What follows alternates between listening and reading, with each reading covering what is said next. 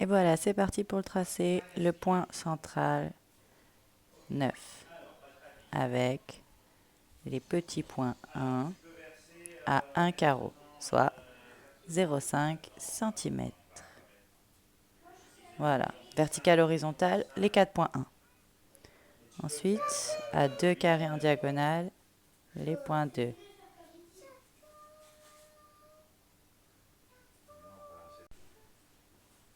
Donc dans toutes les directions, on n'oublie pas que c'est censé tourner. Donc inscrit dans un cercle. Voilà, on le fait partout.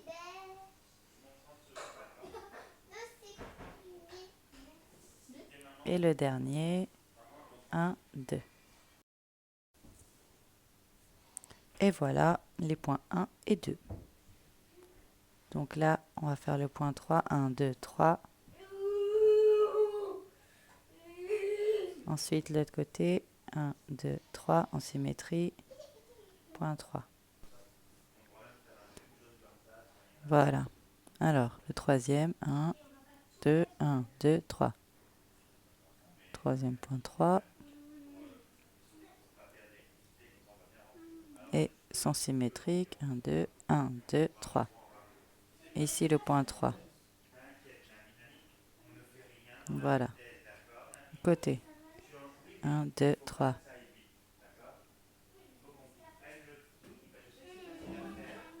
Voilà. Donc on sait qu'il y a 2 d'écart, vous voyez, en carreau. 2 diagonales d'écart pour les points 3. Voilà, ça fait ce dessin-là. Voilà, chacun tourne. 1, 2, 3. 1, 2, 3, 4. 4 en diagonale. 1, 2, 3. 1, 2, 3, 4.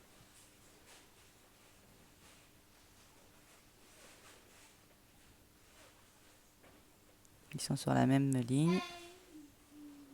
Allez, c'est reparti. 1, 2, 3 et 1, 2, 3, 4. Donc on voit que les deux points 4 sont séparés par 2 carreaux. Pareil en face.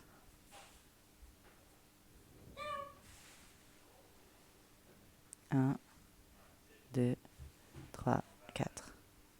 1, 2, 3, 1, 2, 3, 4 là-haut. Et son pendant à 2 carreaux d'écart ici. On voit du coup que les points 4 sont sur la ligne des points 1. 2, 3, 1, 2, 3, 4. Ici, voilà. Et le pendant à 2 carreaux, tout en symétrie. Voilà ce que ça donne jusqu'au point 4. 1, 2, 3, 4. 1, 2, 3, 4, 5. Le point 5. Pareil ici. 5.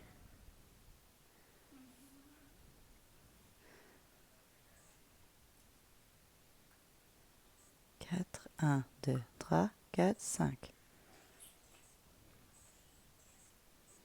Et le même en face à 5 carreaux du point 4. Voilà. Maintenant, ceux d'en haut, on se rend compte qu'à 5 d'écart en partant du point 4, on a 3 carreaux d'écart entre les points 5.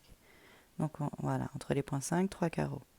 Donc 1, 2, 3, je sais que mon autre point 5 sera là. Je le fais vite parce que j'ai déjà vérifié. Je m'en suis déjà rendu compte à force de le faire. Donc voilà, 1, 2, 3 et le point 5. Donc on voit le 5, ça forme un carré sans angle. Hein, on le voit. 1, 2, 3, 4, 5. Et maintenant, on va faire 6. 1, 2, 3, 4, 5, 6. Voilà le 6. On s'est rendu compte qu'on était passé par un point 5. Eh oui, 3 et 3. Donc on sait qu'il faut 3 carreaux de ce point 5 pour faire le point 6 en symétrie. Donc si on compte 6, on passe par un point 5 à 3 et il nous reste 3 encore pour installer le point 6. 1, 2, 3. Et voilà.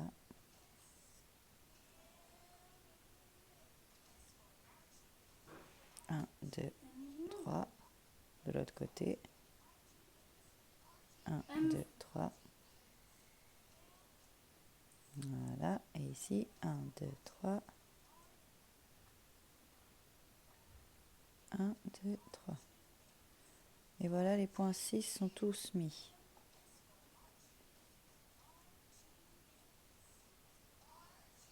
Un, 2, 3, 4, 5, 6 et maintenant 7.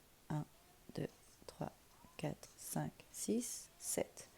Donc on tombe un petit carreau après l'autre point 6. Donc pareil avec son pendant. La même chose ici. Point 7, point 7. Là, 1 de point 6 en extérieur. Voilà. Les points 7. Donc 1, 2, 3, 4, 5, là-bas 6, 7 et maintenant 8 en diago. Donc 1, 2, 3, 4, 5, 6, 7, 8. Comme on voit dans la précédente vidéo, on tombe sur la triplette, c'est-à-dire sur le point 7 de l'autre. Donc 7 et 8 sont au même endroit. Pourquoi une triplette? Parce que les points 1 des points 9 arriveront au même endroit, on le verra plus tard. Donc là, je compte 9 et je vois que les gros points 9, comme le central, sont à un carreau encore en extérieur après 7. Voilà, c'est le même que le central. Hein. Donc là, le 9 est là. Donc je fais son pendant extérieur au point 7, 8. Donc on se retrouve avec des espèces de 3 points là qui ferment l'octogone. Ce sont les points 6, 7, 8 ensemble et 9 en extérieur. C'est là qu'on se rend compte que du coup en faisant ces points 9, les points 1 de chaque point 9 tomberont sur les points 7 et 8, la triplette en question. Et voilà le dessin entier. Donc ici on voit que un carreau c'est 1 demi-centimètre comme on a dit tout à l'heure, 0,5. Voilà, 1 valeur 0,5. On le voit au centre qu'on a choisi pour les points 1, un carreau, soit 0,5 cm.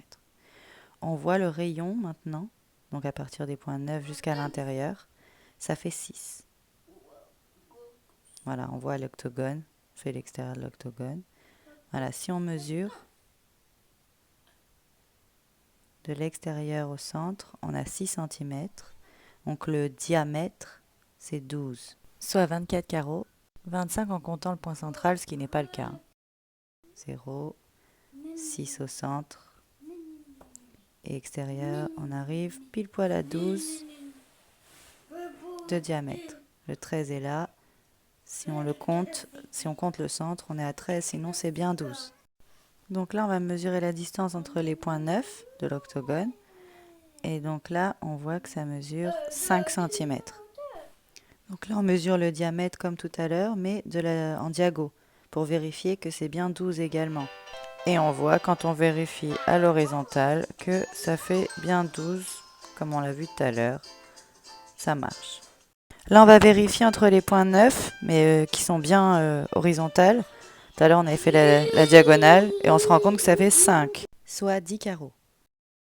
On vérifie, on est bien à 5, ça marche. Et maintenant, on va repasser au feutre chaque point de couleur pour qu'on y voit bien mieux. Donc là, on fait les points 1 pour les faire mieux apparaître. Là, les points 2, on les colore pour bien les voir.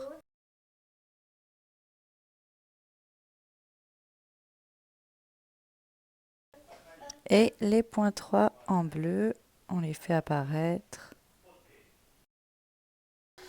Bon, je suis vraiment désolée si vous voyez de l'ombre, je travaille la nuit avec ma lampe. Si vous entendez du bruit, je réenregistre ma voix alors qu'il y a mes enfants derrière, mais voilà. Je fais comme je peux. Et voilà les points 4 en vert clair. Voilà. C'est parti pour les points 5 en rose.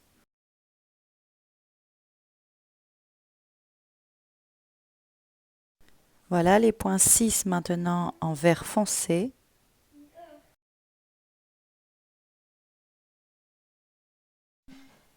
Et les points 7. Voilà, qui donc au même endroit seront partagés avec les points 8 et les points 1 des futurs 9 que nous allons faire à côté.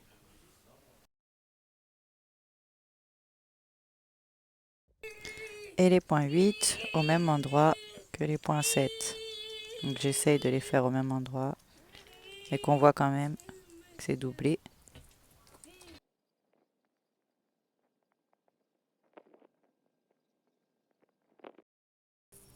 Et là, je repasse les points 9. Donc je commence par le central.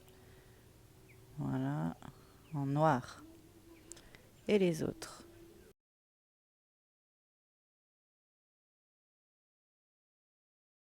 Et voilà, la même chose en rapide. On a accéléré, point 1, point 2. On a fait 2 petits carreaux d'écart pour 1 cette fois-ci. On le fait en plus gros. Là, point 3.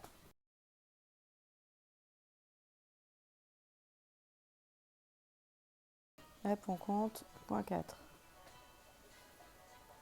Là, on avait tourné que dans un sens. Voilà. Mais c'est dans tous les sens, on le voit. La même chose. Là, c'était un carreau. Voilà, ce sera la phase finale. On en est là, en plus grand. Donc là, on fait les points 5.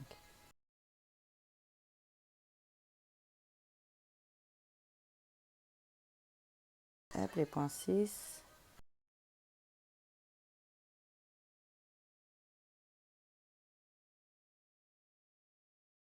La même chose ici. On voit que les points 6 ferment les angles.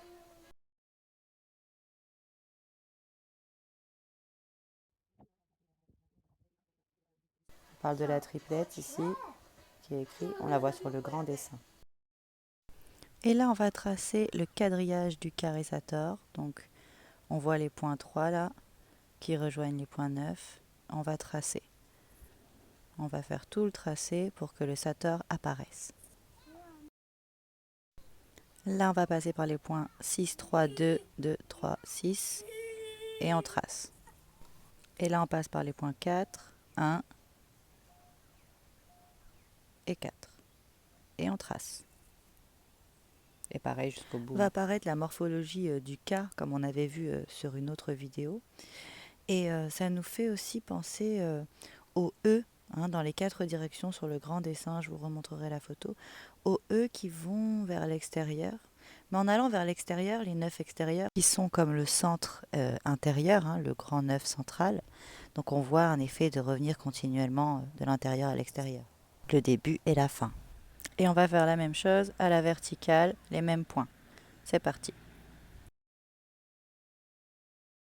Donc comme je vous disais sur ce dessin, on voit les E qui partent vers l'extérieur et on voit le T qui les bloque complètement, comme un verrou. Comme une partie de ping-pong, comme si on envoyait la balle sur le mur et qu'elle nous était renvoyée.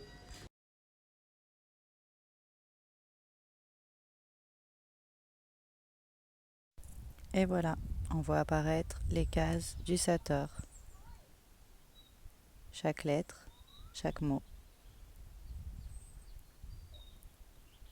5 x 5, 25 cases. On voit le contour du carré en point 3, vous voyez. Voilà, donc là j'ai commencé à tracer en fait quand on suit les points 1, 2, 3, 4, 5, 6, 7, de 7 à 8, de 8 à 9. Voilà, là on a fait le tour. Chacun va faire son sens. 4, 6, 7, 8 et 9. Voilà, on va tous les faire. Vous voyez, là il y en a qui sont déjà faits. Je vous les montre. Non, on va là, là, là et 9.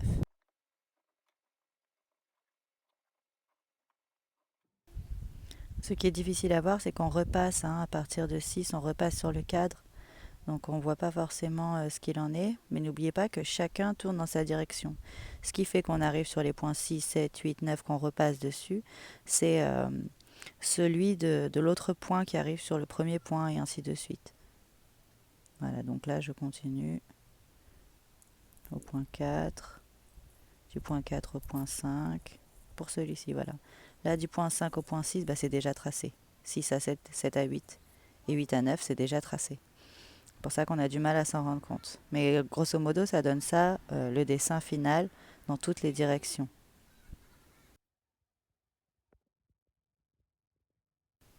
Donc là, je vais écrire grossièrement les lettres du Sator pour qu'on se rende bien compte de quelle façon il s'inscrit. Là, je mets également les lettres toutes droites, mais on a vu qu'une fois le métatron posé, les lettres étaient suggérées par les tracés. Donc là, c'est vraiment grossier. Et on se rend compte aussi, voilà, les points 2 qui touchent A, A, O, O, A, A, O, O. Les points 1 jaunes qui touchent les E, E, E, E.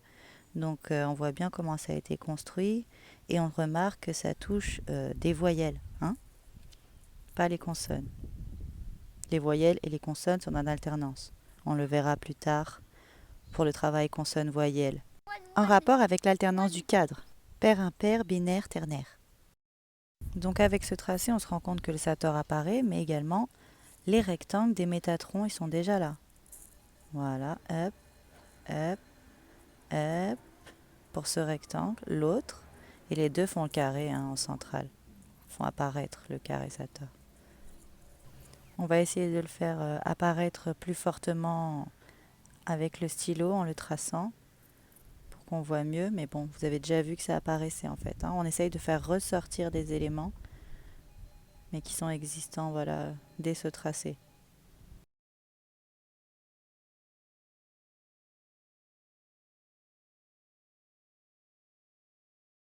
Donc là, je vais aller faire le deuxième rectangle.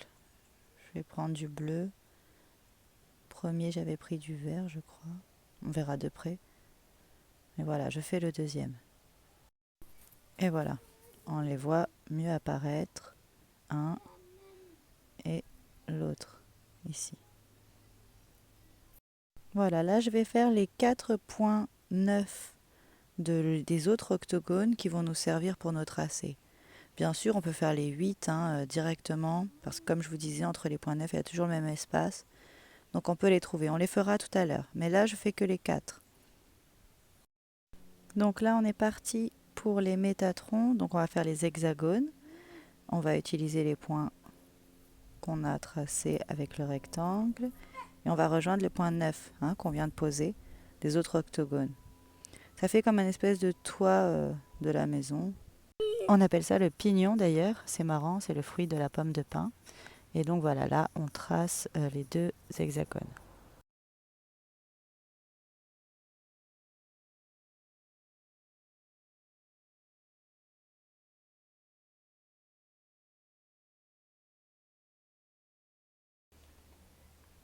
Voilà, on termine le vert. Et là, on va avoir l'hexagone vert. Vous voyez, on va faire pareil pour le second, le bleu, bleu marine.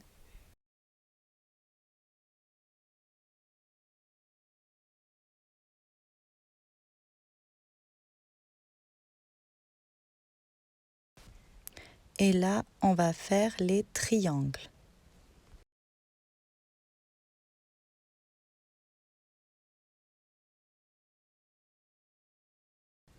Le deuxième.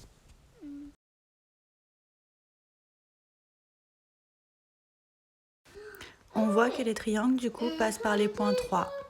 Ils y pensent vraiment. Quand on le fait en plus grand, on voit que ça passe vraiment dessus. Pas à côté, devant, derrière, vraiment dessus.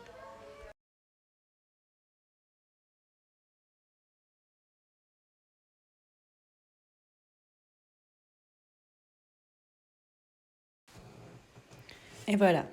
Là, on a fini les triangles du métatron bleu et du métatron vert. Maintenant, on va relier les angles du rectangle.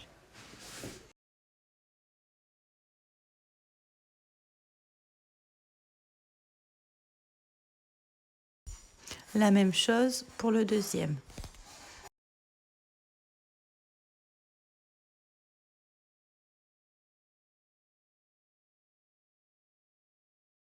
Là, on va relier les points 9 qu'on a rajoutés tout à l'heure des autres octogones. Du coup, ça va tracer grosso modo les T de téné, vous voyez? Donc, dans un sens comme dans l'autre, vertical et horizontal.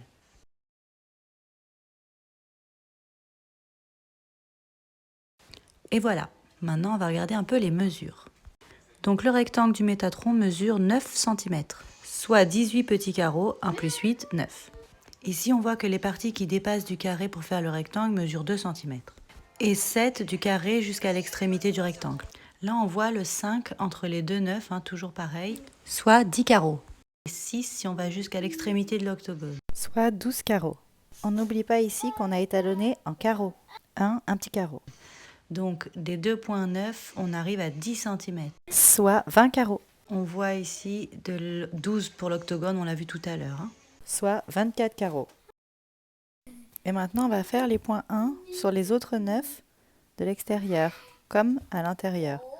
Voilà, si chaque point 9 est en point 9, il est un point semblable à celui du centre. Donc, on le marque. Voilà. On se rend compte que là, on a une triplette, comme on a dit tout à l'heure. On a les points 1 positionnés et le dernier, il va être avec le point 7 et 8 précédent. Triplette.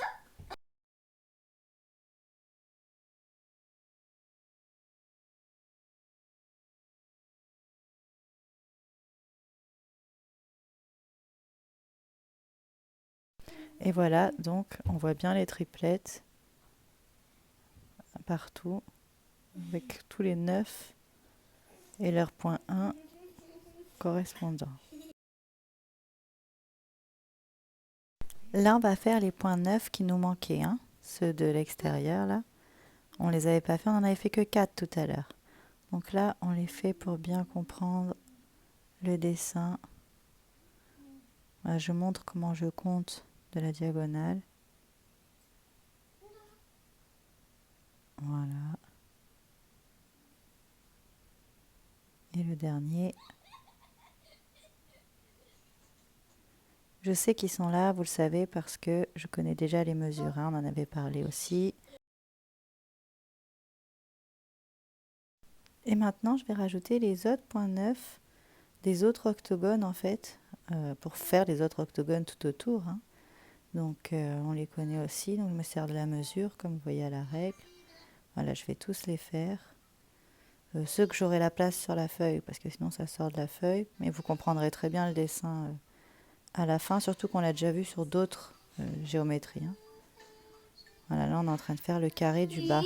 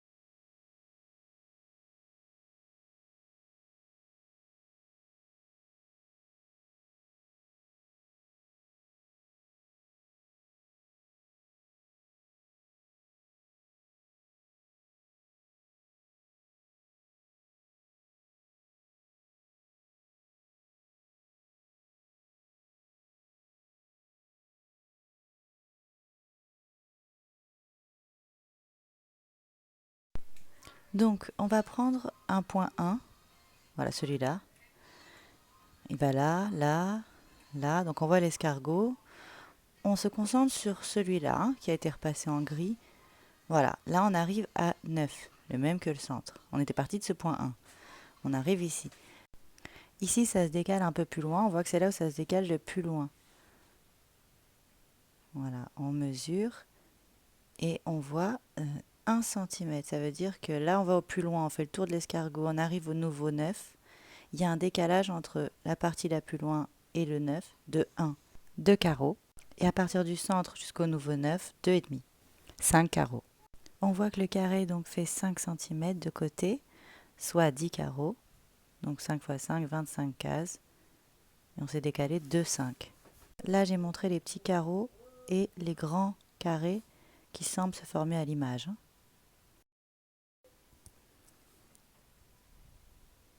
Donc on a Sator, Arepo, Tene, Opera, Rota. On voit que si on suit l'escargot, il y a un croisement qui se fait entre les 2 et 3. Vous voyez? Un croisement ici. Donc là, je vous refais le chemin de chacun pour voir l'escargot. On va le faire dans toutes les directions. 6, 7, 8, 9. 1, 2, 3, 4, 5, 6, 7, 8, 9. 1, 2, 3, 4, 5, 6, 7, 8 et 9. 1, 2, 3, 4, 5, 6, 7, 8 et 9.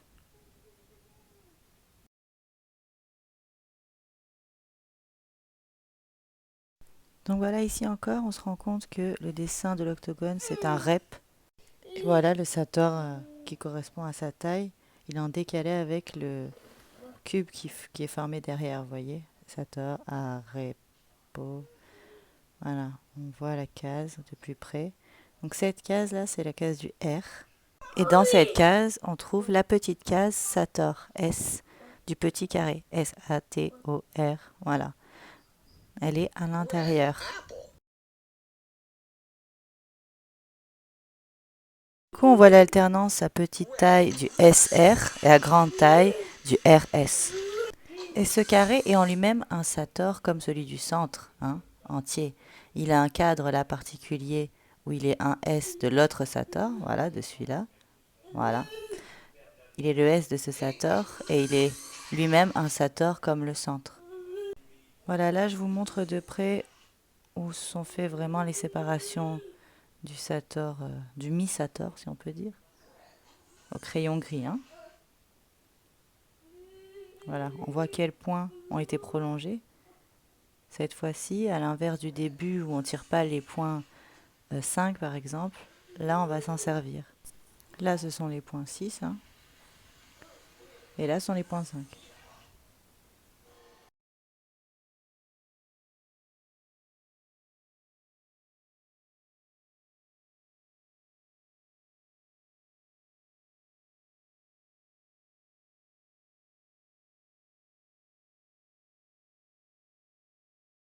Ok, ici on va tracer les degrés, mais comme je vous ai déjà expliqué dans d'autres vidéos, on n'a pas besoin de rapporteur pour ça. Avec nos points, on peut tracer. Il suffit de regarder les autres vidéos pour s'en souvenir. Là, c'est un récap du métatron comme on a vu précédemment, mais on le voit très nettement avec le feutre, la différence entre le 1 et le 2. On fait les deux en même temps, deux métatrons. Pourquoi on reste bloqué sur l'hexagone plutôt que l'octogone? Parce qu'on voit que tout est dans l'hexagone, c'est-à-dire que juste à l'extérieur de l'hexagone, il y a les nouveaux points neufs des autres octogones qui reviennent. Ça veut dire que tout est contenu, l'aller et le retour, dans l'hexagone. Mais en faisant les barrières, on va dire, octogonales, on se rend bien compte que l'octogone est important puisqu'il renvoie dans l'autre sens le principe interne.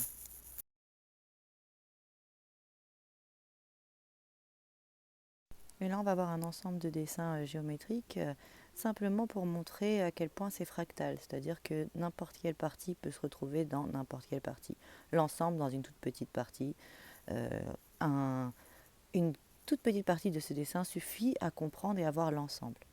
Ce qu'on voit dans le dessin, dans tous ces dessins, c'est que c'est à la fois fractal et scalaire.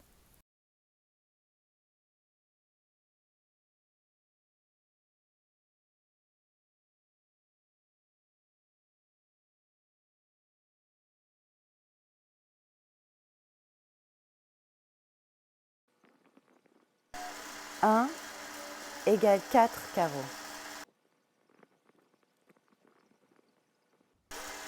Un égale 2 carreaux.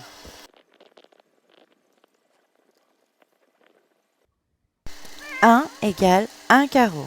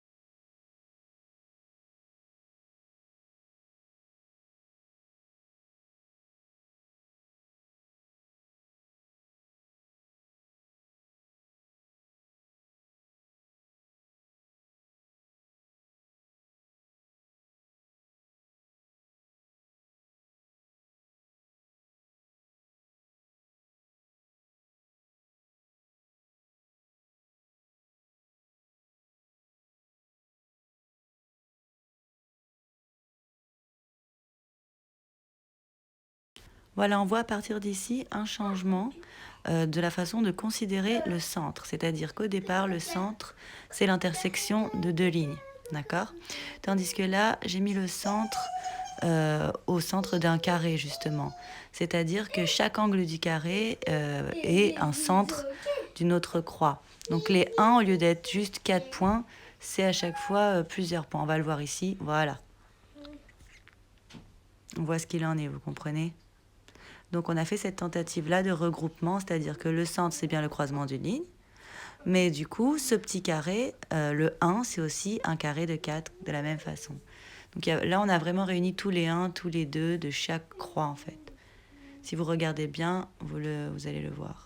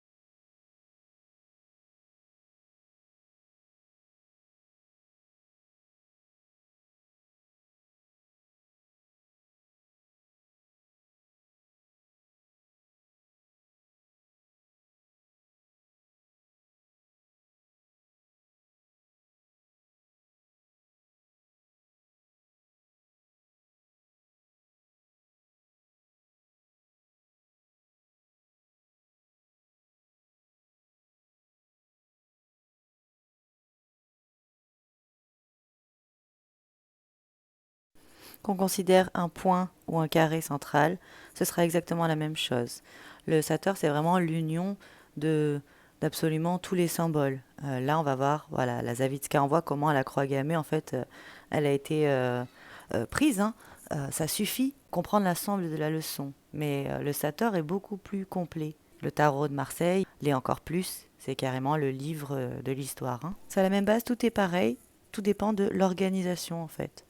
Que ce soit le vide ou les balises, c'est la même chose. Ce qui va intervertir constamment le rep, le sator, le rep, le sator. L'important finalement, c'est le placement à l'intérieur d'une forme. Quand on fait l'ensemble des points, vraiment comme ça, là, en dernier lieu, on se rend compte que du coup, il n'y a plus la netteté des mesures qu'on avait si on faisait juste l'intersection, le central. Là, on va fluctuer, par exemple, entre 22 et 24 en fonction de si on prend la mesure du côté gauche au côté droit ou du côté droit au côté gauche. Il y a une espèce de 1 à chaque fois, vous voyez, une colonne, un interstice qui se balade de droite à gauche. On comprend que les choses ne sont jamais fixées et qu'elles sont du coup constamment en mouvement. À chaque fois que l'on fait un dessin, on prend une photo d'un instant. Là, je regroupe tous les instants. Donc forcément, la mesure n'est plus exacte. Il est impossible de fixer cela sur le papier. J'espère que vous arrivez à comprendre quelque chose qui est vraiment difficile à expliquer, vu qu'on est dans l'onde et aussi en même temps dans la matière et dans le créé. Donc voilà, j'espère que vous arrivez à comprendre. Sinon, reprenez lentement, image par image, avec les explications. Les autres vidéos aussi, qui vraiment mettent les bases, sinon on est perdu, c'est pour ça que je les ai faites. Et arrive là derrière la vidéo numéro 3. Ça, c'est juste une vidéo des tracés pour remettre au propre dans l'esprit ce qu'il en est, sur quoi on s'est basé. Mais il faut absolument être clair pour pouvoir comprendre les vidéos 3 et 4 qui arrivent.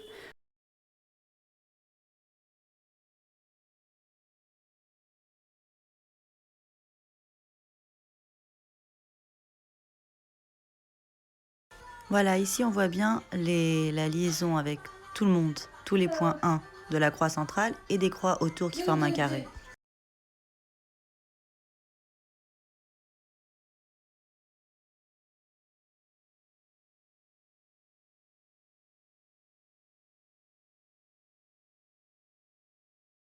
Voilà, ici en gros plan, on va voir, voilà, la croix 1 avec ses 4 points et puis les autres croix qu'on a mis de couleur. Ici, pareil, on se rend compte du symbolisme de la croix et de toutes les croix qu'on connaît actuellement, où est-ce qu'elles ont été cherchées. A priori, le langage ayant été formé sur exactement la même structure, il faudrait remonter aux origines du langage pour comprendre l'origine de l'idée, déjà la création du langage lui-même. Donc qu'on ait un indice avec l'écriture phénicienne, c'est déjà voilà quelque chose. Mais ça pourrait être encore plus ancien l'idée, vu qu'elle elle est liée à l'idée de langage elle-même, de verbe lui-même. Donc ça, c'est vraiment perceptible, hein.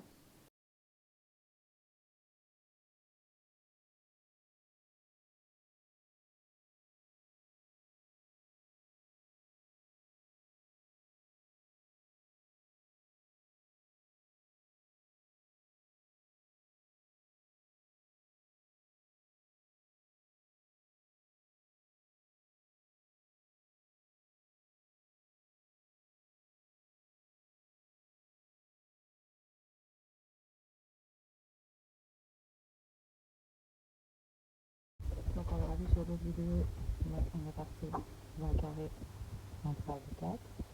Donc à chaque fois, il y a le point 1, le point 2, le point 1. Donc le point central, le point 1 à 2 carrés, et les autres points centraux en fait qui font le carré central, chacun a leur 1. Donc ça fait ces trois-là, c'est le point 1 du carré central, et le point central, donc le croisement, le nœud, là c'est pas un carreau, c'est un nœud, et il a son point. Et donc ils vont mettre les points ensemble, 1, 2, là on a 3 en bleu, 4 en rose, 5 en vert, 6 en violet, 7 en orange, 8 en gris et 9 en noir.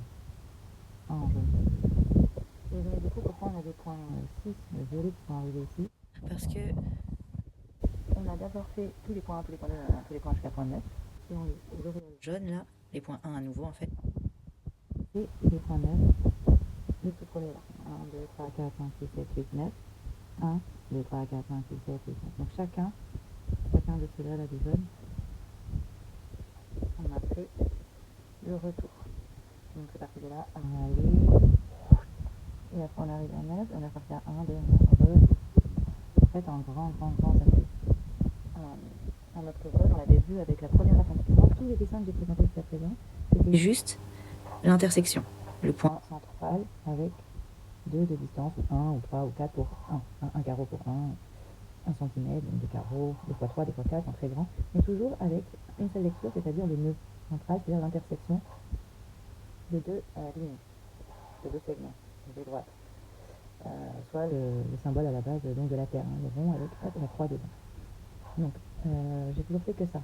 Là j'ai rajouté, si le centre c'était un carré lui-même, et donc 1 c'est un autre carré, voilà, les deux sont liés ensemble. On le voit très bien, et le retour, et là c'est beaucoup plus simple à voir.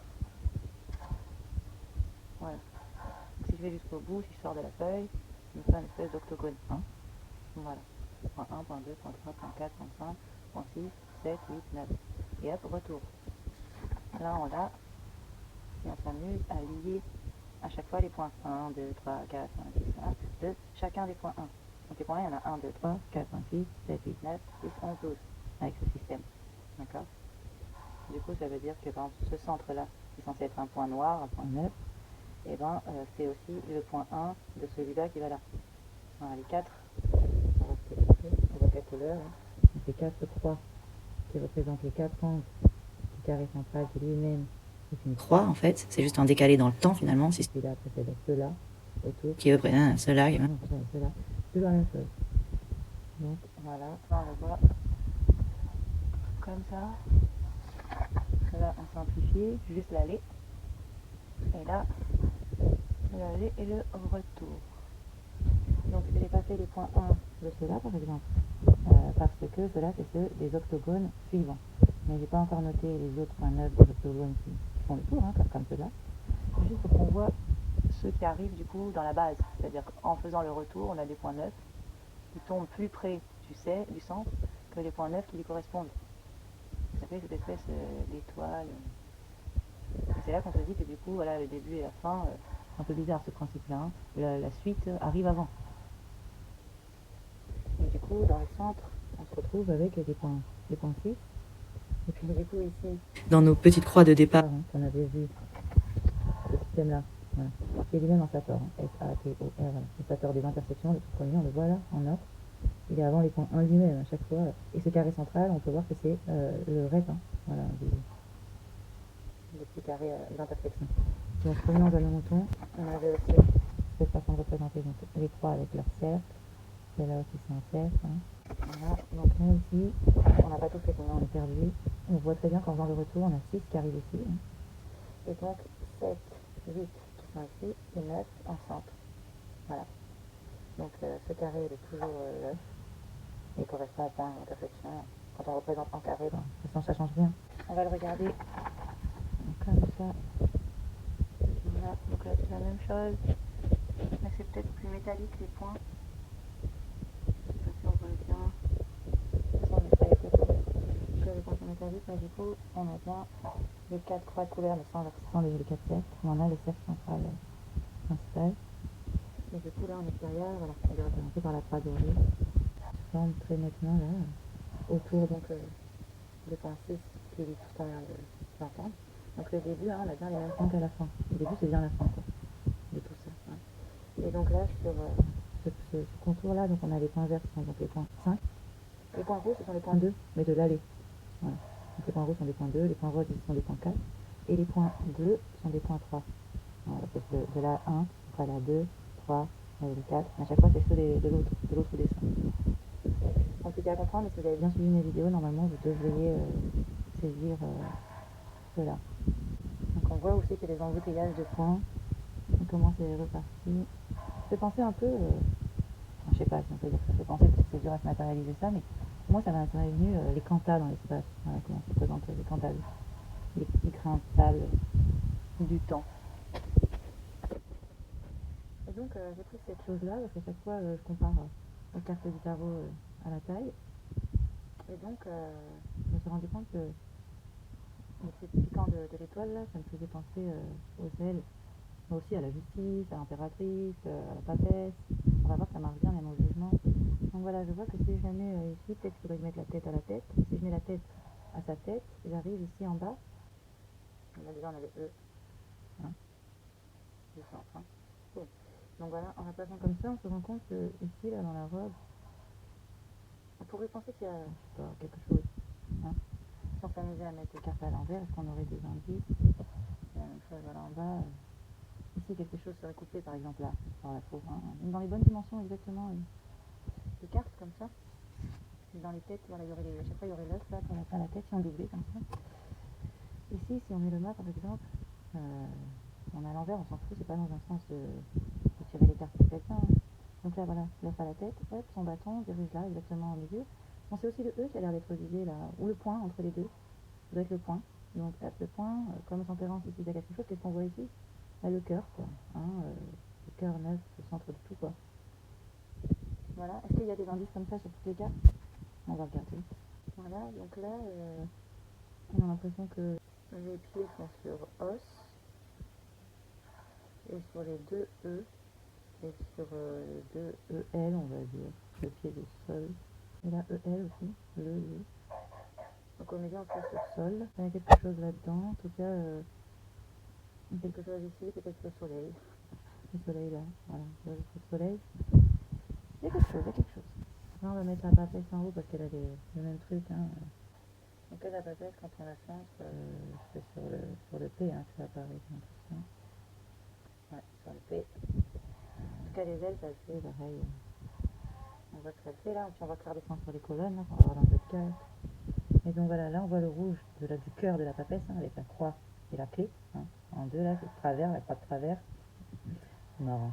Il y a même le truc comme les tentes, comme une tente qu'on pourrait refermer pour dormir. Allez, on rentre dedans et hop, on ferme. On dirait qu'il y a une couture, elle est comme ouverte. Et hop, le livre. Bon, déjà, c'est plein de sens, bien sûr, on s'en verra. On n'a pas le temps de faire ça, mais tout le monde, voilà, peut le voir, peut le trouver tout seul. Et donc, on voit que ça arrive sur le P, là, et là, c'est là, voilà. Si on met la force à l'envers, déjà, on a cette continuité dans les phrases, mais là, on voit que le pied est bizarre. Six orteils de la force apparaît toujours à cet endroit-là. Cet endroit, c'est marrant, parce que depuis tout à l'heure, je mets les doigts dessus, on pourrait essayer de le faire disparaître, mais il est lié pour se cacher. C'est quoi? C'est le nom. C'est le nom de la carte. Ce cœur, c'est le nom. Comme le nombril, le nom qui brille, il serait voilà, au centre, là. Donc on aurait peut-être une double, on aurait peut-être un double. Ça irait dans l'idée d'être égyptienne, malgré tout. Hein. Donc voilà, si on essaye sur une autre carte sans trop partir en vrille, niveau réflexion. Hop. Donc voilà, on couronne là. Hein. Là aussi, il y a un cœur, remarque, sur le numéro à chaque fois. Hein. C'est pas la tête qu'on positionne finalement, c'est le numéro. Hein. Tac. Donc voilà, entre le numéro, c'est la même chose que l'alphabet, le verbe, c'est la même chose. Ici, ce qui est marrant, c'est que on a encore une fois le or et le ro, hein, qui sont marqués par le H d'en bas. Là. C'est ce H d'homme, on pourrait se dire, voilà, il est sur l'œuf encore une fois, il est là. On a ce petit 2 là qui est pile poil au milieu du cœur, et c'est marrant quand, parce que bon, voilà, le monde a été créé par les deux. Là, on a la papesse au-dessus, c'est encore plus drôle. Et du coup, voilà, on le voit avec, encore une fois, ce H avec les deux petites barres, hein, donc ça fait un carré au milieu, donc on parle encore du carré, même si on a le cercle ici, et le pied c'est le carré, la terre, la stabilité. Et donc c'est deux barres et deux barres, donc on a une notion de deux toujours bien présente. Donc c'est sympa, je vois ça aussi. Alors l'amoureux, voilà, on se rend compte qu'il a le R là entre les jambes. Alors, bon, le cœur a l'air d'être le pied sur le haut, hein, comme tout à l'heure. Là, le pied sur le U. EU, hein. Ça, on a talon, on sait pas trop. Ici, là, pourquoi avoir laissé une espèce de blanc dans le repli, bon. Sur le A en plus, avec l'apostrophe. Voilà, ici, là, ça reste suspect. Si on prend l'ermite, lui, mais ouais, lui, ce qu'il montre, ça a l'air en décalé. Donc, on le voit d'abord ici au lieu d'en bas, c'est pas sur son nom. Bien qu'il y a aussi le H hein, de ermite, il n'y a rien à faire là, à l'endroit de l'œuf. Donc, c'est surtout ça qui a l'air important. Et c'est vrai que lui, l'ermite, ce qu'il montre, c'est avant. Hein. C'est en premier, c'est ancestral. C'est avant. Donc, il y a peut-être de ça pour l'ermite. C'est la seule carte qui ne montre pas la chose au niveau de l'œuf. Enfin, je pense. Je n'ai même pas encore percuté comme ça les cartes. Je fais en direct. Donc, voilà la lune. On a l'écrevisse qui est dessus le lu. Donc, lu, c'est vrai que quelque chose de lu, qui ne serait pas prononcé, mais qui serait peu lu, par exemple. Plus discret, plus en l'ombre. Des lunettes, la lunette, des lunettes, quelque chose comme ça, dans l'idée des yeux, quoi. Un truc. Bah, l'œil, ça peut être aussi le cœur, hein. Le cœur, ça peut aussi être plus un œil qu'un cœur. On dit cœur parce En œuf, le cœur, c'est vraiment très bien. Et là, on voit carrément, donc l'étoile, elle a le pied sur l'œuf. Elle met de l'eau pour faire pousser. Donc ça peut être aussi la graine. Hein. Pareil, le cœur, la graine, l'œuf. Le potentiel de croissance, quoi. Il est ici. Donc là, on est sur le et, hein, encore une fois, on a le et. Bon, bah, l'empereur, c'est vrai que c'est quelque chose de l'ordre du pied, hein, clairement, voilà. Alors, on va la mettre à l'endroit parce que, voilà, on a bien compris qu'on regardait l'œuf. Donc ici, on a le il, c'est clair et net, hein, même s'il est comme ça, donc il y a de quoi réfléchir. Là aussi, on voit comme une fissure dans son pied, comme s'il fendait le sol. On peut penser que l'aigle va tomber dedans. Si, hein, donc, il va s'envoler parce que justement, ça s'écarte. On voit qu'il peut... On a l'impression qu'en tapant avec son bâton, là, il a foudroyé le sol, quoi. En tout cas, c'est par là. Pareil, il a le pied dessus, quoi. Il a le pied dessus. Il a le pied sur le l'apostrophe E encore, le le. Là, pareil, on peut dire que c'est une projection du E ou du père. Hein. Voilà. Peut-être que ce pied est une projection du père. L'ampère dans le père, à l'intérieur du père. Et père, peut-être plus que dans le sens père impair, que dans le sens papa, hein, ou père. Donc, bah là, le pendule du séclair, il est carrément attaché par le cordon, quoi, à cet œuf. Donc, ça peut pas être plus clair que tout dépend de ça. D'ailleurs, cette carte nous dit vraiment que le début c'est la fin c'est le début, qu'on peut être à l'endroit, à l'envers. Donc le batteur, lui, grosso modo, il a les pieds sur E, sur le et sur E, encore, pareil. Ici, je dirais qu'on est à la fois sur le point et à la fois sur le bas. Donc le bas, c'est assez marrant. Et il a surtout ici le troisième trépied. Il n'y en a pas 4, il n'y en a que 3. Il y en a beaucoup qui parlent de pourquoi 3. Moi, je pense qu'il s'agit d'une référence à la Pythie. Mais bon, parce qu'elle était assise, l'oracle de Delphes, qui était assise sur un tabouret à 3 pieds. Elle avait le voile et elle donnait les prophéties. Le temple de Delphes, donc c'est consacré à Apollon. Bon, le pape, lui, quand on est, il y a une main, quoi. Il y a une main sur PAP, là. De particulier à particulier. L'endroit du cœur, ouais, c'est exactement la main. C'est exactement la main.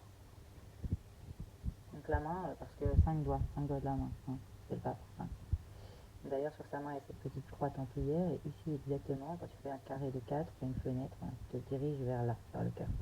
Pareil pour la papesse. Hein, et puis là, en suivant les lignes de la carte déjà faites, hein, donc le coude, très important, le coude, le livre, ce sont les coins, les angles.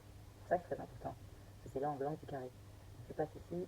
Ici, là, avec ça aussi, il y a la bonne taille. Et là au-dessus, tac, tac, t'as un carré ici de 4, comme le pape. Et regarde, le pape et la papesse, tu vois, c'est vraiment... lui, son carré bleu et son carré rouge, son couvert bleu. Ici, lui, là, hop, hop, hop, hop, voilà, tu vois. C'est vraiment un fondu enchaîné. Hein. D'ailleurs, il montre de la main à la deuxième. Signe de bénédiction, il nous parle aussi du numéro 2. Hein, pour la femme. Qui a 2 P et 2 S, la papesse. Dans notre chariot, on voit que les barres qui correspondent bien au dessin. Tic-tac, voilà. Donc lui en bas, sur l'œuf, là, au milieu, on n'a rien de particulier. Si ce n'est cet espace-là, cette cavité, qu'on retrouve dans la lune par exemple, cette cavité, qui est là est délimitée à cette forme de U, hein, avec les 2 chevaux dans les deux là. Et ici on voit, si on la met à l'envers encore une fois, tu vois, on voit 2 flèches là, qui nous dirigent vers là. Donc, qui nous dirige ici. Donc là, c'est vrai qu'à l'envers, on voit chat, roi, hein, le char du roi, 3. Évidemment, si on est dans l'autre sens, ça fait toi, Rachel. Toi, Rachel. Bon, là, ça change souvent de nom. Là, on pourrait se dire que c'est Soufre et Mercure, mais ça change en fonction de qui l'a fait. Et puis nous, de toute façon, on a compris que c'était ça. Hein. Donc le S, là, il est fait pour le côté féminin et le M pour le côté masculin. Mais c'est le nom, encore une fois, de qui fait le Tao. Donc on peut très bien mettre ce qu'on veut. La direction, les cornes. Et le cheval bleu, il regarde quand même l'impératrice. Hein. Il pas encore. Ouais. Encore qui fait un 4 avec ses jambes. L'oiseau qui a les ailes vers le bas, l'oiseau qui a les ailes vers le haut. Là, ça part du nombril, du nom qui brille, ça part. Hop, là, on dirait plutôt visuellement qu'il fait, comment dire, Je dirais que c'est l'égide, quoi, hein, là. mais bon, du coup, ça fait des personnages très androgynes. Alors ça, c'est censé être un soldat avec l'armure bleue, ça peut aussi penser à Arthur.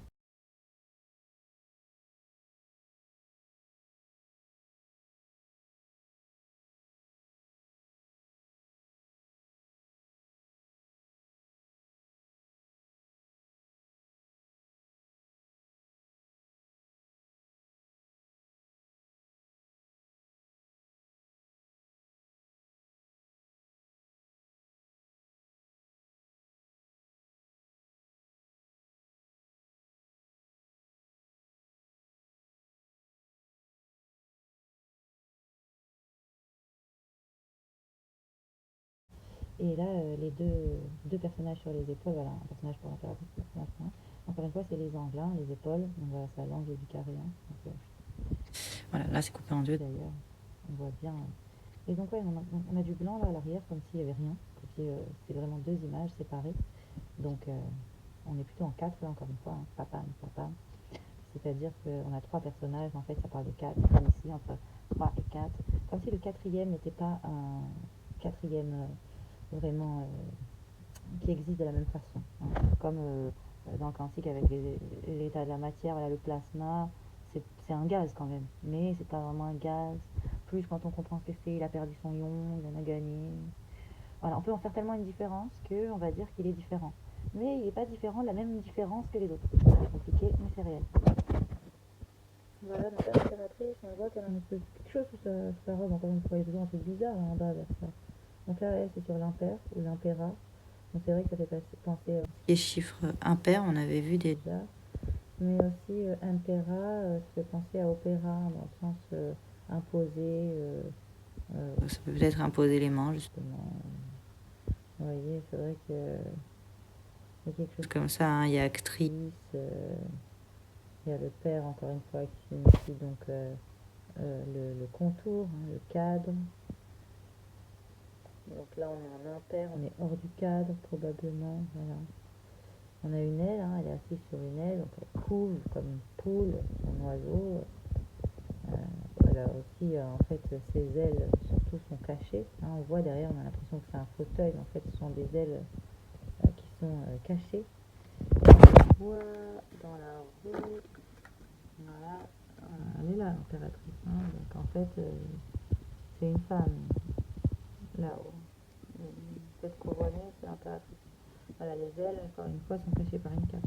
Hein, ici également. C'est ça que ça veut dire. Hein. Bref, on en parlera plus tard. Quand on fera le tarot véritablement, c'est qu'on rentre dans tout, quoi. Là, c'était vraiment par rapport au dessin géométrique de Sator que j'insiste. Il faudrait être déjà initié au tarot. Donc là, le main, il est dans maison. Hein. On a les mains qui apparaissent. On voit ces deux cailloux là. Donc deux cailloux, puis plus on a trois mains apparentes. Donc voilà, au lieu que ça fasse 2 et 2, 4, là on voit que les mains, c'est pas la même chose que les deux autres. Donc on a une troisième pour en fait montrer que ça marche pas le 3, 4, 3, 4, 5, on sait pas trop. D'ailleurs, on le voit aussi avec les plantes, on a 3 d'un chaque côté, 3 sur la maison, bref, ça c'est autre chose. Donc la maison de vue, on sait que ça se passe par ici, dans les deux. On peut dire sinon vite fait, il y a beaucoup de ressemblances avec la roue de fortune. Déjà par les longs titres, mais aussi on voit bien, voilà, là, pareil avec le H, 2 et 2, là ça nous fait pareil avec l'éclair et les personnages. Ensuite, bon là, au niveau de la manivelle, vraiment le centre, le cœur des choses, on a le pied. Nous, encore une fois, ça nous parle du pied. Là, on dirait vraiment que c'est l'arrière de ce personnage. Et on voit bien que ce personnage, c'est un garçon, et on voit bien qu'on rapproche que ce personnage, c'est une fille. Enfin, on dirait bien, hein, voilà, on a rien compris. Et même sa tête, moi, elle me fait penser un peu les traits et tout. Celui-là, hein, regarde. Celui-là, il est féminin, il a une robe. Elle a une robe, elle a gardé la robe. Tu vois, regardez. Celui-là, il a qu'un haut, donc on voit pas, il a sûrement être fesse nue. Donc c'est bien lui, hein, voilà. Et là, le personnage n'est pas là, mais il est représenté par cette trinité de fenêtres là, deux petites et une grande. Mais elle n'est pas coupée en deux pour que ça fasse exactement pareil 4. Donc on est sur 3 ou 4, on ne sait pas. Et là, on a la couronne, voilà. Le dragon fleur là, j'imagine que c'est son épée. Voilà. Donc dragon, fleur, épée, aile. Voilà. D'ailleurs, vous avez remarqué dans la même position d'épée que le 7. Hein. Même position. Voilà. Ça peut aussi représenter sa queue, hein, cette aile qu'elle couvre. Voilà. Et là, on a vraiment la queue. Donc, est-elle une femme? Elle a une pomme d'Adam en plus. C'est bizarre. Hein. Voilà. Une petite herbe là, j'ai rien à faire là. À l'endroit de elle. Voilà, il y en a des choses à dire. Là, si on regarde le monde, je vais la mettre à l'envers, voilà. Là, il y a carrément le petit mandala des 5, 1, 2, 1, 2, la petite montagne, le cône. Voilà, on connaît normalement tout le symbolisme tout le symbolisme du cône. On peut le voir même dans la viande crocodile, ce symbole-là. C'est le symbole d'Istar aussi. Il y a des plateaux avec des cônes, donc voilà, c'est l'utérus. Donc ici, on voit cette croix encore. Hein, la croix dans ce sens, multipliée, et pas additionnée, hein, donc, comme dans la légende de la vraie croix. Donc ça nous dit de regarder dans la diago, quoi. Regarde dans la diagonale, c'est là la vraie croix, elle est dans la diagonale. C'est ce que semble dire ce tarot. Donc là, on voit bien que les personnages, hein, les 4 cardinaux, là, ils sont en diagonale. On a l'impression d'un cœur dans un cœur, la fragilité encore une fois. On a toujours les 3 couleurs, hein, donc 3 plus des personnages. Des fois, si on a 3 ou 4, il y a toujours des... dans le tarot, par exemple, dans celui-là, en tout cas, on est toujours sur jaune, rouge, bleu, et des petites parties de vert qu'à certains endroits, vraiment pas partout. Par exemple, au cou de l'empereur, il y a la pierre.